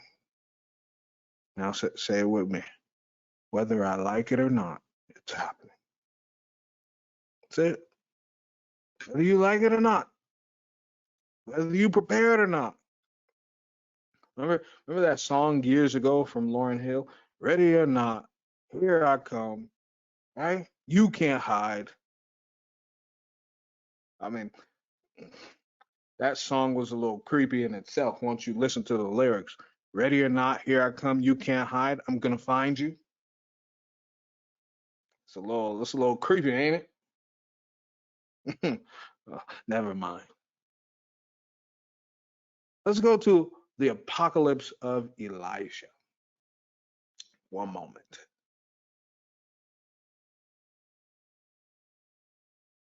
All right. I apologize for that brief pause there. I had to get one of the books here. All right. So, really quickly, before we go into the apocalypse of Elijah, I want you to remember this, okay? Because all of this is leading to this. So remember in 2 Thessalonians 2 and 3, it talked about the son of perdition. So that would be that lawless one. All right. That lawless individual. Now, in Apocalypse of Elijah, I definitely think it's definitely worth reading if you have not read it. So the Apocalypse of Elijah, this is chapter 3, verse 5 through 18 reads, but the son of lawlessness will begin to stand again in the holy places. He will say, sun, fall, and it will fall. He will say, shine, and it will do it. He will say, darken, and it will do it. He will say to the moon, become bloody, and it will do it. And he will go forth with them from the sky. He will walk upon the sea and rivers as upon dry land. He will cause the lame to walk. He will cause the deaf to hear. He will cause the dumb to speak. He will cause the blind to see. The lepers he will cleanse. The ill he will heal. The demons he will cast out. He will multiply signs and his wonders in the presence of everyone. He will do the works which the Christ did, except raising the dead alone. In this you will know that he is the son of lawlessness, because he is unable to give life. Now, think about how many people are going to fall because they don't know this. Think about that.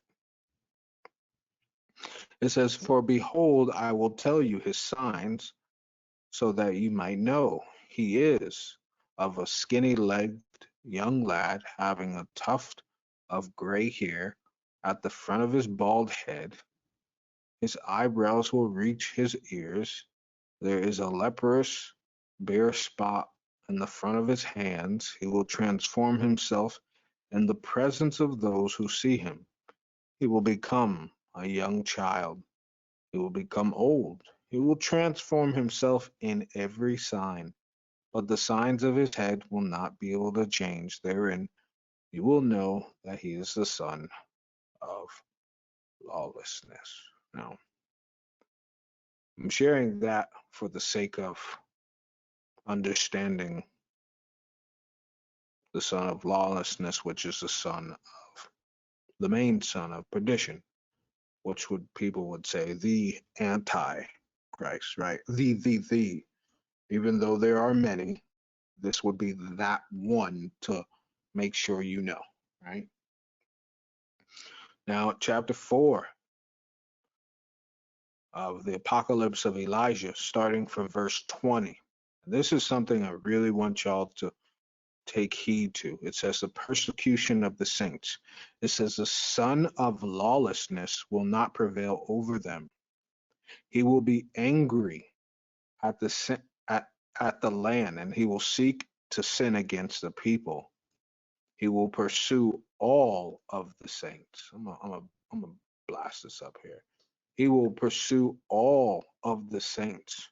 They and the priests of the land will be brought back bound. So please understand, the priests is just ministers, teachers, all those under Christ. They will seek for us all. It says he will kill them and destroy them. Now remember, Christ said in the book of Revelations that they would have 10 days, right? Here's some of the tortures. And their eyes will be removed with iron spikes. He will remove their skin from their heads. He will remove their nails one by one. He will command that vinegar and lime be put in their nose. Now those who are unable to bear up under the tortures of that king will take gold and flee over the fords to the desert places. So what's going to happen is they're going to ask you to renounce Christ and the Most High, and they're going to offer you refuge. So they're going to show you what they're going to do, and then they're going to do 10 times worse while enjoying it. Do you understand that this is so important to know? Some of us may end up captured. It's a good probability. That's true, no matter where you are. Some of us may, and some of us may not. But it is always good to know that, hey, if you are one of those individuals, you understand why you must you must not even look at the world like, oh my goodness, I got bills or I got this to pay. There's greater fish to fry, so to speak. There's greater things to have your mind upon. Now, you may say, how can we prepare for such a thing like this? There's only one way you can prepare for physical torment, and that's to make sure that you love the Most High Christ and the Holy Spirit with every ounce of your soul. Because if you do not, you'll turn. You'll turn. I mean, think about it, right? Some people will turn because they say, well, I never had this love for him in the first place. You understand, some people will have to die to show that same love that he showed for us. That's fair, I'd say, right? You getting into the kingdom, if that's the way you have to get into the kingdom, at least you're getting an opportunity, right? And that would be for individuals who maybe didn't live for the Most High. And so they had one more opportunity. Because remember, the book of Daniel tells us what? The book of Daniel, chapter 9, tells us what? That he would be doing what? He shall confirm the covenant with many for 1 week. Which means what? Some people must be confirmed. And if you haven't been doing anything that the Most High has asked for, Well, you must show the same works that Christ did for all of us, which is die for the Most High. Right? It says they will lay down as one who sleeps. The Lord will receive their spirits and their souls to himself. Their flesh will petrify. No wild animals will eat them until the last day of the great judgment, and they will rise up and find a place of rest. But they will not be in the kingdom of Christ as those who have endured, because the Lord said, I will grant to them that they sit on my right hand. So anyone who gets tortured gets to be right next to Christ. They will receive favor over others, and they will triumph over the son of lawlessness. They will witness the dissolution of heaven and earth, and they will receive the thrones and glory of the crowns. Now, who is this? It says 60 righteous ones are prepared for this hour. We'll hear. Now, you know, in the Gospel of the Nazarenes, it corrected that number of elects. Okay. And so 60 righteous ones. So it's not 60 righteous ones from every country. Remember, many are called, but only very, very, very few are chosen. So 60 righteous ones who are prepared. Understand, there's 60 righteous people who are prepared to die for Christ. I mean, man, I can go deep and deep into this.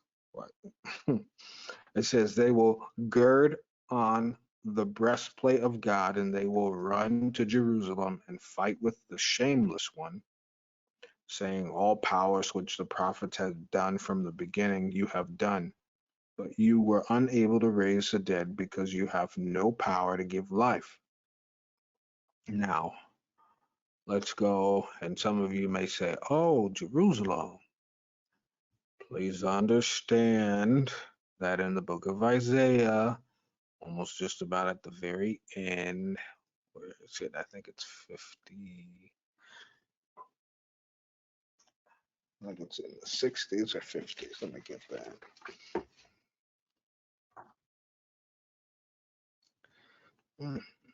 64. Isaiah 64. It says that thy holy cities are a wilderness, Zion is a wilderness, Jerusalem is a desolation. So that means when Israel is destroyed, the wilderness will become Jerusalem. Okay, that place of peace for those who endure until the end. All right, and we'll be going into this if it's the Most High's will after the new heaven and earth lesson. Hopefully I make it that far. Hopefully we make it that far. I don't know if it is going to be, but I'm going to try. I've done this lesson already before.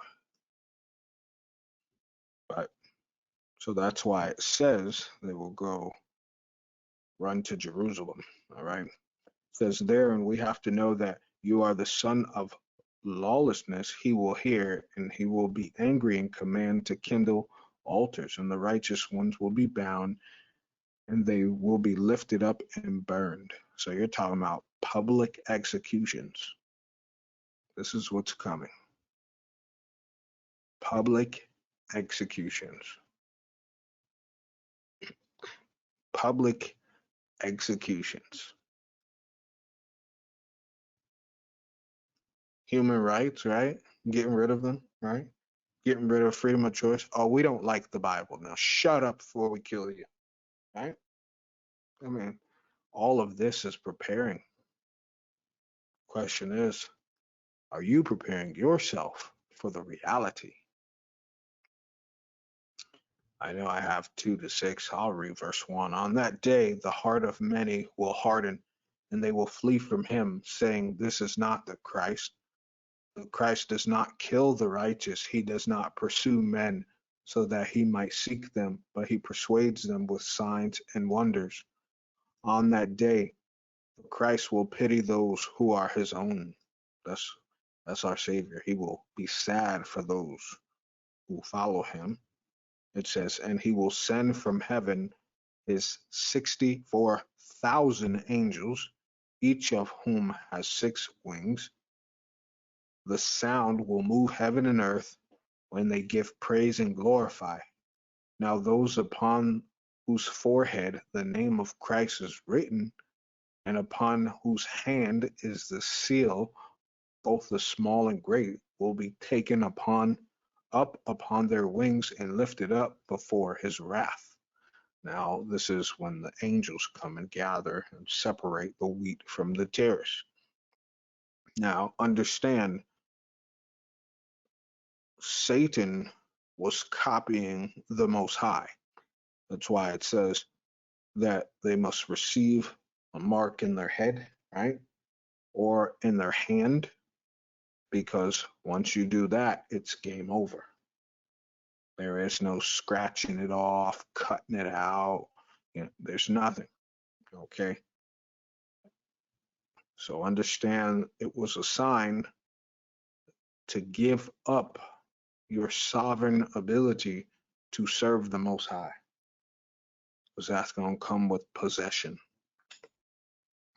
It says, then Gabriel and Uriel will become a pillar of light, leading them into the Holy Land. Wow. Huh? It will be granted to them to eat from the tree of life. Amen. They will wear white garments, and angels will watch over them. They will not thirst, nor will the son of lawlessness be able to prevail over them. Now, how beautiful is that? It's beautiful. Those white robes that Christ spoke about. No more tears, no more crying, right? And that land that's being referred to is the land of Eden as it's being prepared. Okay. And then Elijah, chapter 2. I know I went backwards on purpose. Apocalypse of Elijah, chapter 2. Going to verse 6 to 38.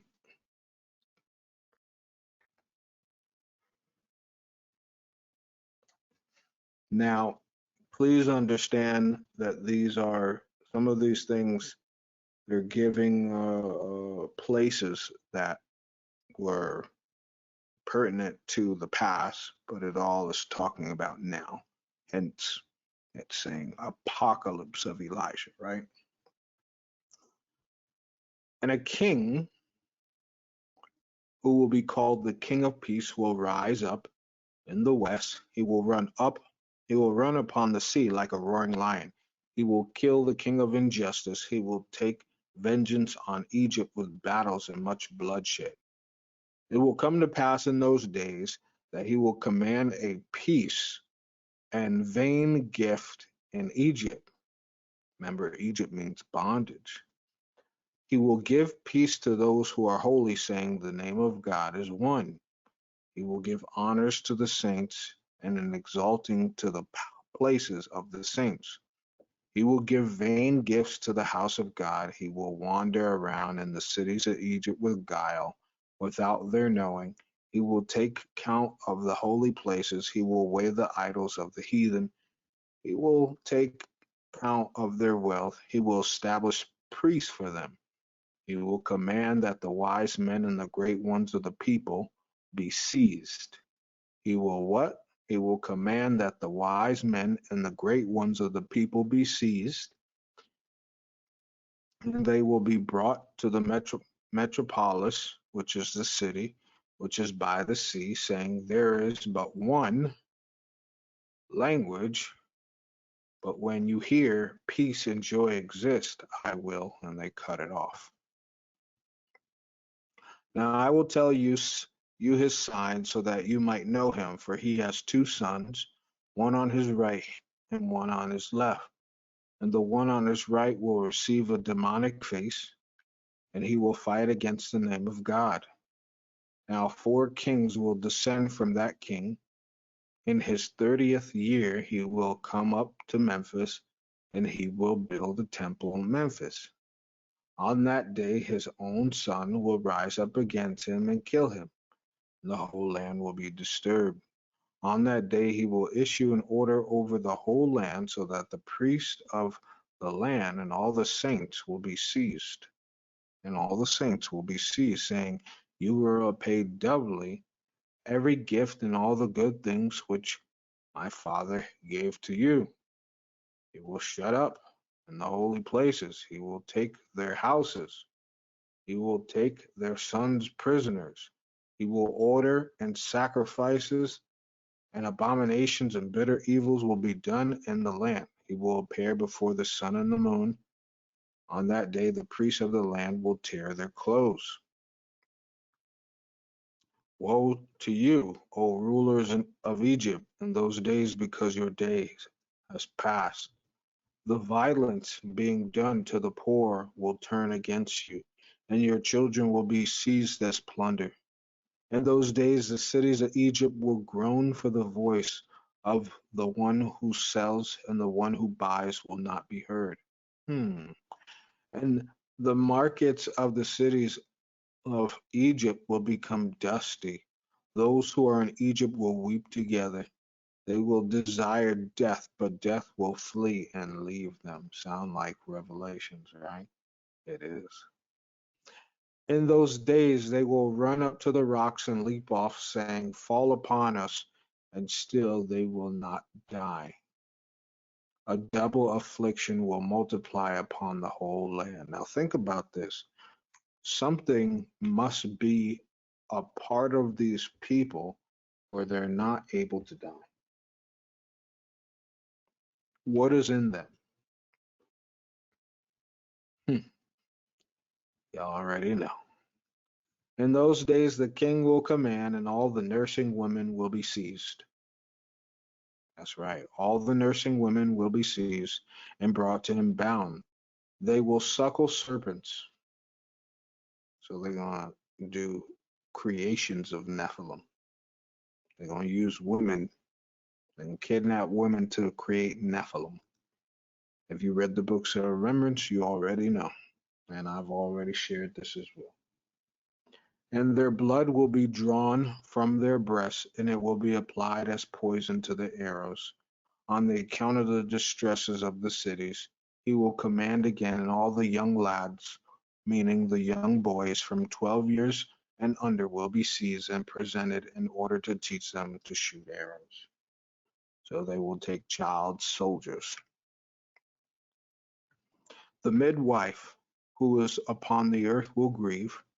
The woman who has given birth will lift her eyes to heaven, saying, why did I sit upon the birth stool to bring forth a son to the earth?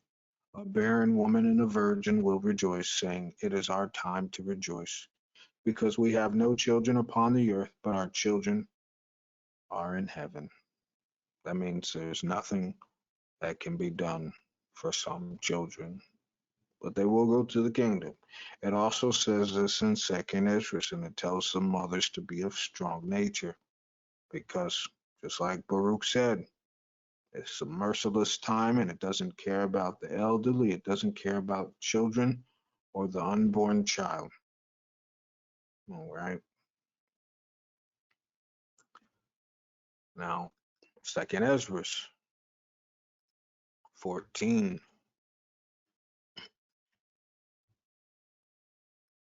2nd Ezra 14, 13 and 15 reads, now therefore set thine house in order, and reprove thy people. Comfort such as them as be in trouble, and now renounce corruption. Let go for thee mortal thoughts. Cast away the burdens of man, and put off now the weak nature, and set aside the thoughts that are most heavy unto thee. Haste thee to flee from these times. And brothers and sisters, I'm sharing with you. Think about it, right? It says, for yet greater evils than those which thou hast seen happen shall be done hereafter. Share with you the tortures. I share with you what they have planned. I share with you that they're coming for us. Eventually, all of this is going to lead to an all-out assault on those who believe in the Most High.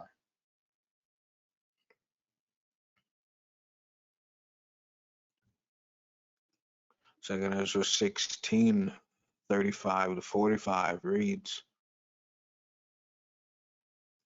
hear now these things and understand them, ye servants of the Lord. Behold, the word of the Lord, receive it. Believe not the gods of whom the Lord spake. Behold, the plagues draw nigh and are not slack, as when a woman with a child in the 9th month bringeth forth her son, with 2 or 3 hours of her birth, great pains compass her womb. Which pains when the child cometh forth, they slack not a moment. Even so shall not the plagues be slack to come upon the earth, and the world shall mourn, and sorrow shall come upon it on every side. So this is not just one place, this is everywhere. O my people, hear my word, make you ready to thy battle, and in those evils be even as pilgrims upon the earth. He that selleth, let him be as he that fleeth away. He that buyeth as one that will lose. He that occupieth merchandise as he that hath no profit by it, and he that buildeth as he that shall not dwell therein. He that soweth is as if he should not reap. So also he that planteth the vineyard as he that shall not gather the grapes. They that marry as they that shall get no children, and they that marry not as the widowers. And therefore they that labor in vain. Everything that's being done right now, you're going to buy, you're applying for jobs, or, paying rent or mortgage, all of it is for no reason, right? All of it's for no reason. It's all going to stop. Now, I want you to think about all the things that's happening and all the things that I shared with you. You really think you can stay in your home or your apartment, wherever you may stay? Now you're understanding why it says, in those evils be pilgrims. Keep moving. Because if you sit in one place, you're a dead man or a dead woman. What's the point of staying knowing that you're death? They're going to torture you badly. You're supposed to still, no matter what, want to endure until the end, right?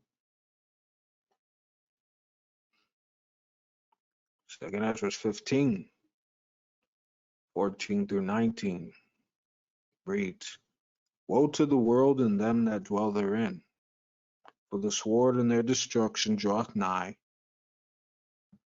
and one people shall stand up and fight against another, and swords in their hands. So in the UK, it's machetes, knives. Africa, same thing.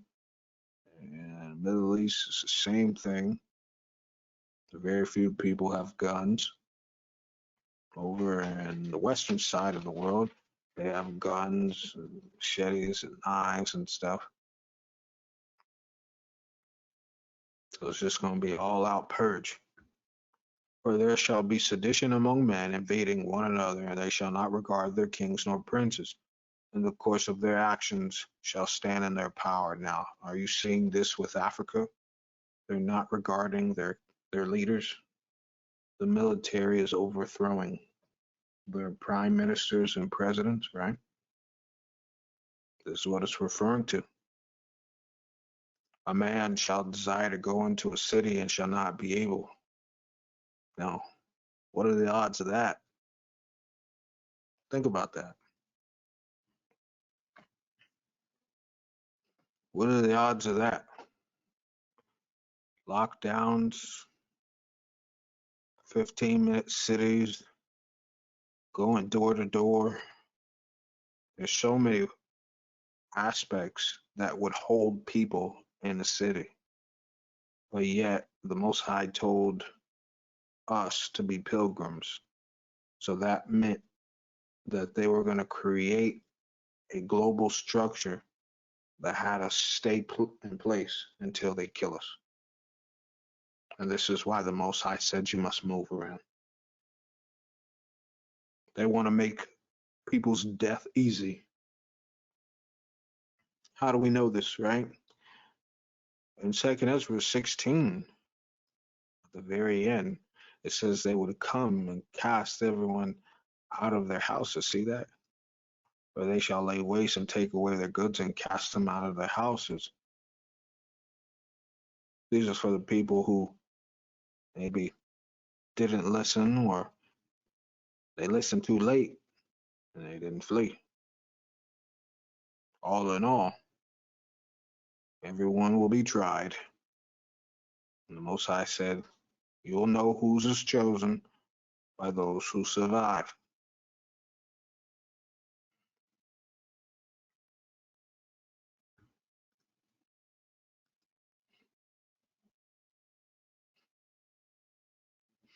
Now, a man shall desire to go into a city, it shall not be able to. Think of all the surveillance.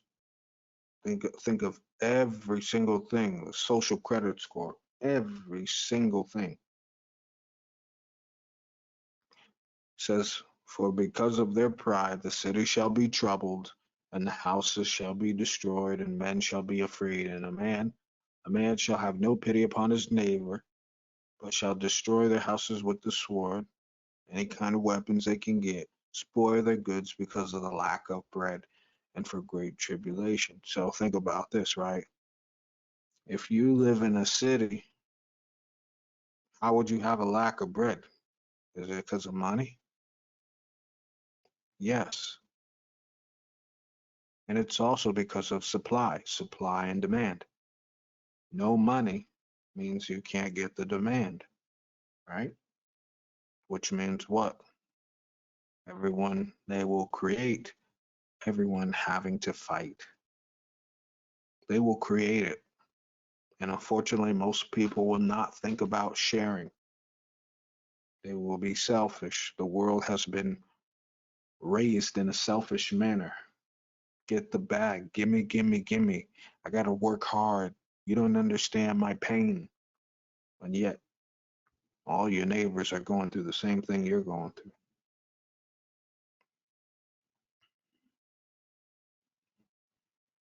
Second Ezra 13. So Second Ezra 13, 14 through 29 reads, Thou hast showed thy servant these wonders from the beginning, and hast counted me worthy that thou shouldest receive my prayer. Show me now yet the interpretation of this dream, for as I conceive in my understanding, woe unto them that shall be left in those days, but much more woe unto them that are not left behind. And I'm gonna, for those who may believe in that left behind trash, let the scriptures speak and listen to the scriptures. For they that were not left were in heaviness, meaning what? Emotions. In fact, let me see if they gave a definition. What heaviness is? State of being heavy, weight, burden, affliction, to pour. Right?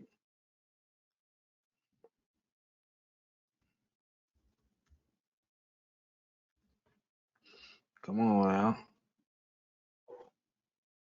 Look at this. Sluggishness, inactive. People who died were inactive, sluggish. Man, I'm getting all these terms for you. Sluggish. Of person of mind habitually or temporarily lazy. Lazy people. You didn't want to get yourself together spiritually, mentally, physically, emotionally. Stop complaining and get it done. Stop complaining. Do them push-ups. Do them sit-ups. Go run. Stop complaining. Get it done. That's how you're going to survive. How are you going to sit there? How's the Most High going to sit there and allow you to survive and endure until the end? And you up there, man, I should have put in more work. I should have took advantage of my time. And people get so angry with me when I say, oh, you're working for no reason, so you might as well lose some sleep. You might as well go and buy you some weights or something, or some resistance bands or whatever you can do. Pull up, or push up, calisthenic or something. Something. You I know ain't no one gonna be no worldwide athlete, triathlon, ultrathon and do everything. Obviously we can't. We got people to help. Everyone's not able to do the same thing. But your body should allow you to endure until the end. What else is going to, right? Think about this, right? Everything has to balance, brothers and sisters.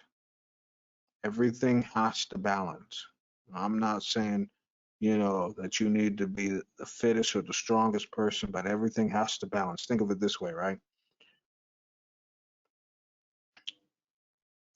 The same way you can turn to a scripture is the same speed your feet should be able to move to save your life, right? They're shooting, someone's shooting, you know, hey, guess what? You may have to run from that. I mean, I hope you wouldn't want to die, right? I always tell the Most High, if I have to die, let it be honorable. Don't let it be by no coward, right? Let it be honorable.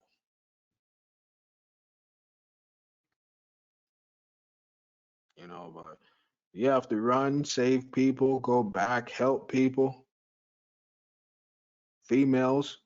It says in the Old Testament, minor prophets, that they were going to try and ravish you.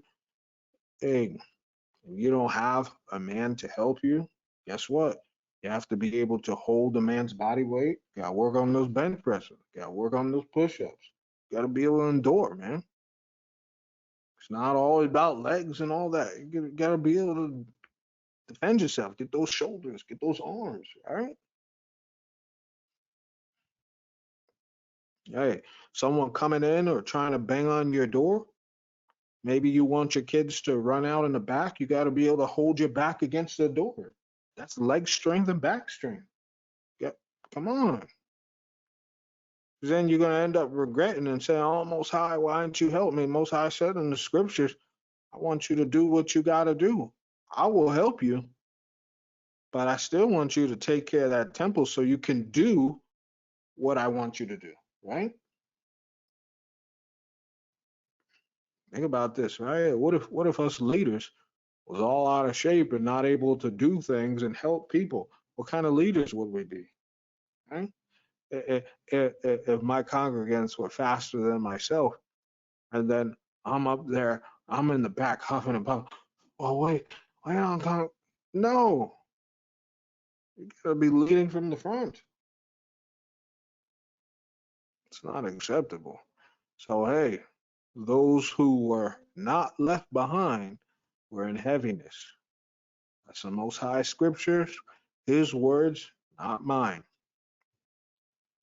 It says, now understand, the things that are laid up in the latter days, which shall happen unto them and to those that are left behind. Therefore are they come into great perils and many necessities. That's right, many necessities. Because we're going to be days and months without food. And the next time you may see food, you got 2 children, you're going to give that food to your children. Who knows when you going to get food, right? But I would like to share this. Please make sure that you learn fasting is crucial for that point for adults, right? Also remember, as a parent, if you have children, you're going to want to feed them. But keep this in mind to try and split between all of you. Why?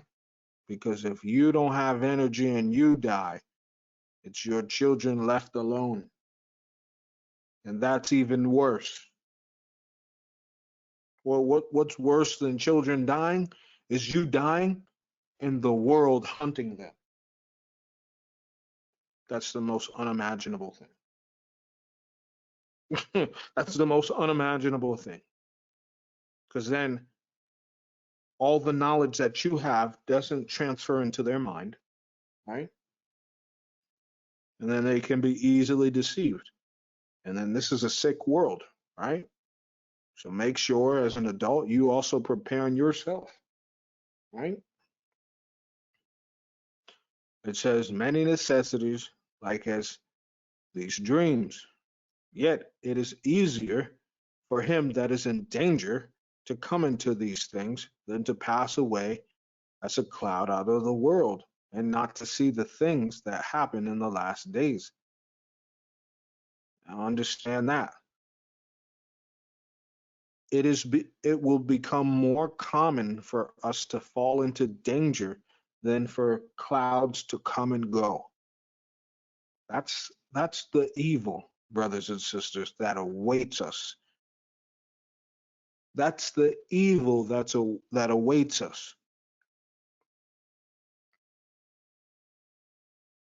And he answered unto me and said, the interpretation of the vision shall I show thee, and I will open unto thee the thing that thou hast required. Whereas thou hast spoken of them that are left behind, this is the interpretation. He that shall endure the peril and that time hath kept himself. They that be fallen into danger are such as have works and faith toward the Almighty. Now you may say, well, we're supposed to endure. Why would we fall into danger? Just because you're being a light and you're trying to save others to bring them to Christ. What other reason would you be in danger? Is helping other people. Now, brothers and sisters, how can you be a light if you're not a light to yourself first?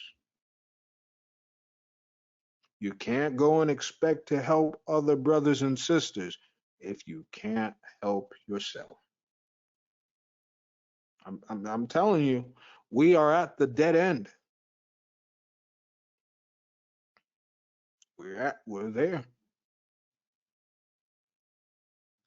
It says, know this therefore, that they which be left behind are more blessed than they that be dead. This is the meaning of the vision, whereas thou sawest a man coming up from the midst of the sea, the same as he whom God the highest hath kept a great season, which by his own self shall deliver his creature, and he shall order them that are left behind. And whereas thou sawest that out of his mouth there came as a blast of wind, and a fire, and a storm, and that he held neither sword nor any instrument of war, but that the rushing in of him destroyed the whole multitude that came to subdue him. This is the interpretation. Behold, the days come when the Most High will begin to deliver them that are upon the earth. So understand, brothers and sisters, through the midst of all these evils, there is light. There is hope. But we must focus, brothers and sisters, on one, why we started this journey. Two, I want you to start really evaluating how much you love the Most High, Christ, and the Holy Spirit, and why. And that why must take you through every kind of emotion, brothers and sisters. I'm telling you. Because you will have the opportunity to think, why am I doing this? Satan will put it in your mind. Why? Why don't you just take the mark? Why don't you just bow and serve me? Come on. Going from place to place, being in the cold, having nowhere to sleep, having the same clothes on for months and years. Satan will put all these things in the mind. That's why I told you to prepare mentally, prepare emotionally. Because if Satan sees a weakness, he will pounce. So with that being said, brothers and sisters, right now we're at a dead end. And it's us and Satan. And there's only one way to go. It's forward. And Satan is about to attack. But what will you do? Will you cower and be afraid? Or will you have the mindset of a conqueror from the one who is within us to do all things and persevere to get past Satan and continue on the straight and narrow to our goal, which is the kingdom? Brothers and sisters, will your journey and will your endurance come to an end as Satan puts a roadblock in our path? Will you look at the road as a dead end? Or will you prepare yourself as we wait to push through and endure until the end? Shalom.